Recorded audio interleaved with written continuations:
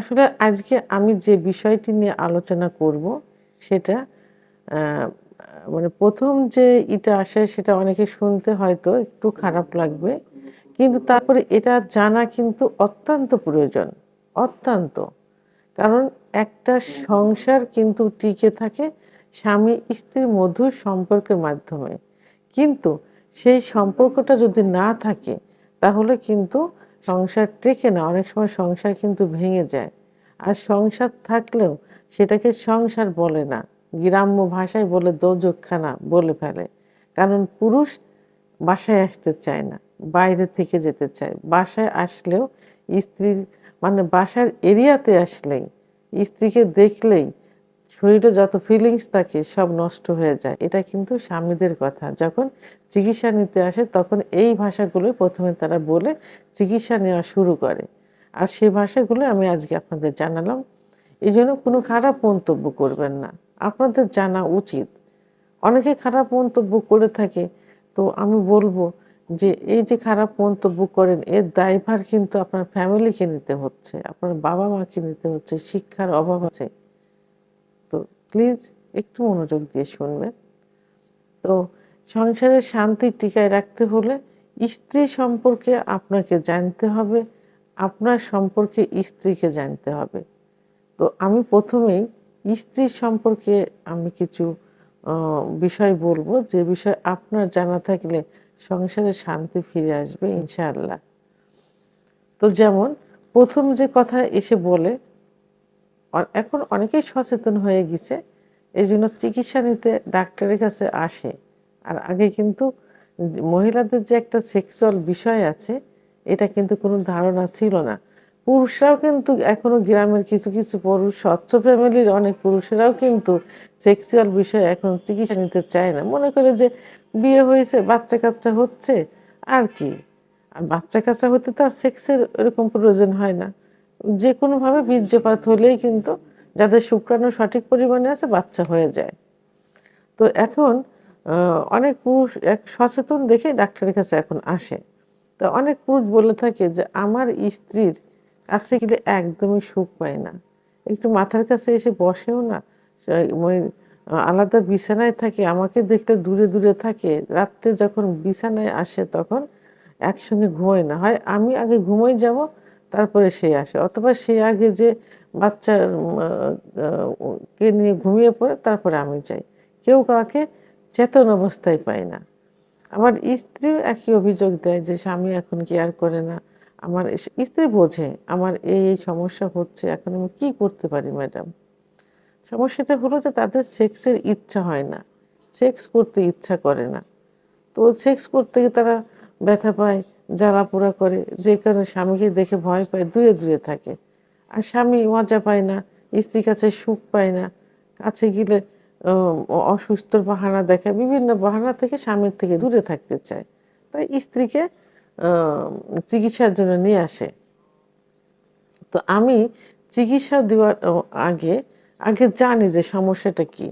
তো অধিকাংশ পুরুষই বলে থাকে, মহিলারা বলে থাকে যে তাদের সেক্সের ইচ্ছা হয় না। আ সহবাস করতে গেলে কোনরকম জায়গাটা ভেজে না। খুব জ্বালা-পোড়া করে, ব্যথা করে, এমনকি চিড়ে যায়। এটা কেন হয় জানেন? কারণ স্ত্রীদের সেক্স কিন্তু লুকায়িত থাকে। বিয়ের ১ম কিছুটা বোঝা যায়। আস্তে কিন্তু সেক্স উত্তেজনা কমতে থাকে। লুকায়িত থাকে। তাদের সেক্স আনতে একটু সময় লাগে। অনেক পুরুষরা জানে না, বেডে গিয়ে সহবাসে লিপ্ত হতে চায়। কিন্তু তারা বোঝে না যে স্ত্রীকে একটু তৈরি করতে হয়। স্ত্রীর ফোরপ্লে করতে হয়। এটা সম্পর্কে তাদের ধারণা নেই। আর থাকলেও তাদের ইচ্ছায় যে সঙ্গে সহবাসে লিপ্ত হয়। এতে কি স্ত্রী সুখ পায়? কখনোই সুখ পায় না। তার কি অর্গাজম হবে? কামড়া আসবে? জায়গাটা ভিজবে? কখনোই আসবে না। এতে স্ত্রীও সুখ পাবে না, আপনিও সুখ পাবেন না। তো এইজন্য কি করতে হবে? স্ত্রীর কিছু নির্দিষ্ট জায়গা আছে। যে জায়গাটা সম্পর্কে আপনাদের ধারণা থাকলে স্ত্রীকে সহজেই অর্গাজম ঘটানো যাবে। অর্থাৎ সহবাসের পূর্বেই অ্যা কিছু জায়গা আছে, জায়গাটা স্পর্শ করতে হবে, আদর করতে হবে। স্ত্রীদের অর্গাজম করতে ফোরপ্লে মাধ্যমে ১ম এ দেখা যায় যে ১০ থেকে ১৫ মিনিটের মধ্যে অর্গাজম হয়ে যায় কিছু মহিলাদের। অর্থাৎ কামরস আছে, সহবাসে গেলে জায়গাটা ভেজে স্ত্রী সুখ অনুভব করে, এতে স্বামীও সুখ অনুভব করে। তবে কিছু মহিলা আছে যে যাদের 30 থেকে 35 মিনিট লাগে, অনেক সময় লাগে, লুকায়িত থাকে, এই জন্য যে একটু দীর্ঘ সময় ফোরপ্লে করতে হয়। মহিলাদের নির্দিষ্ট কিছু জায়গা থাকে, সেই জায়গাগুলো আগে জাস্টিফাই করতে হবে, বুঝতে হবে। তবে হ্যাঁ, এই জায়গাগুলো আমি বলার পূর্বে আপনাদের আগে জাস্টিফাই করা উচিত, বা নিজেরাই আগে দেখা উচিত যে আপনার স্ত্রীর কোন কোন জায়গায় স্পর্শ করলে সে নরম হয়, সে লজ্জা পায়, তার ভিতরে মেয়েলি একটা স্বভাব চলে আসে, এইগুলো আগে খুঁজতে হবে।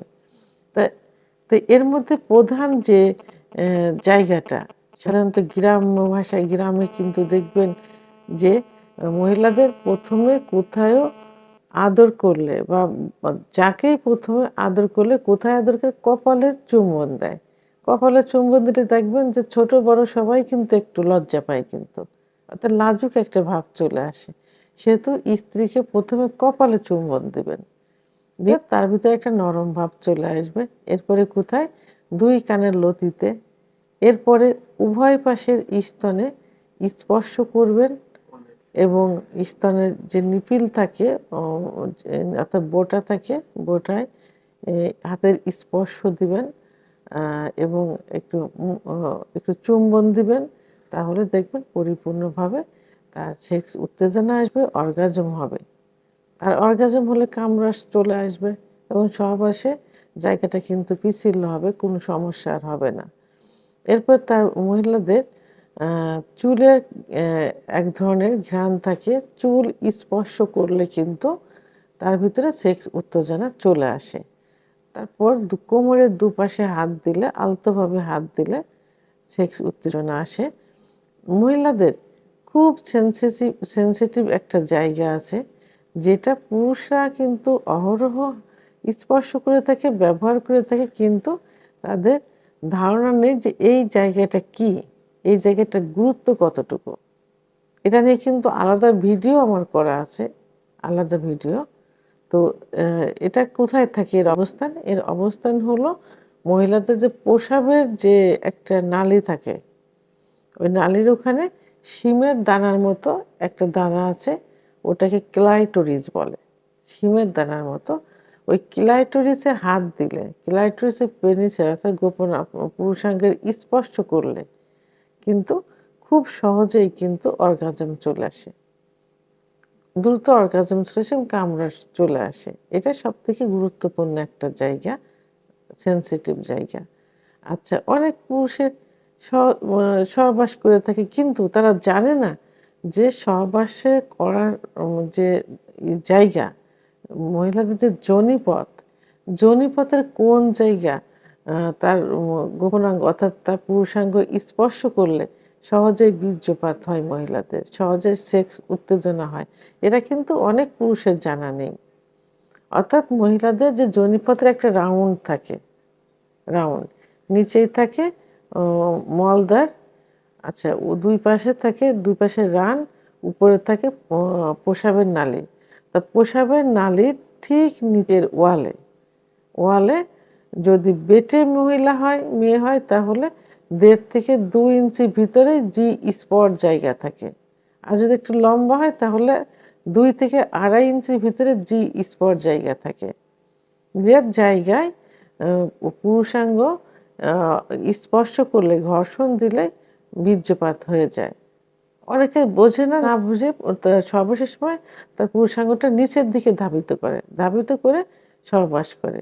তো নিচের দিকে ধাবিত না করে যদি উপরের দিকে ধাবিত করা যায়, সঞ্চালন করা যায়, এবং যেসব পুরুষের লিঙ্গ ছোট থাকে, ভয় পায় যে ছোট লিঙ্গ দিয়ে স্ত্রীকে সুখ দেওয়া যাবে কিনা, তাদের জন্য সব থেকে উপযুক্ত একদম কাছেই থেকে যোনিপথ থেকে একটু উপরের দিকে ধাবিত করে কয়েকবার সঞ্চালন করলে বীর্যপাত হয়ে যাবে।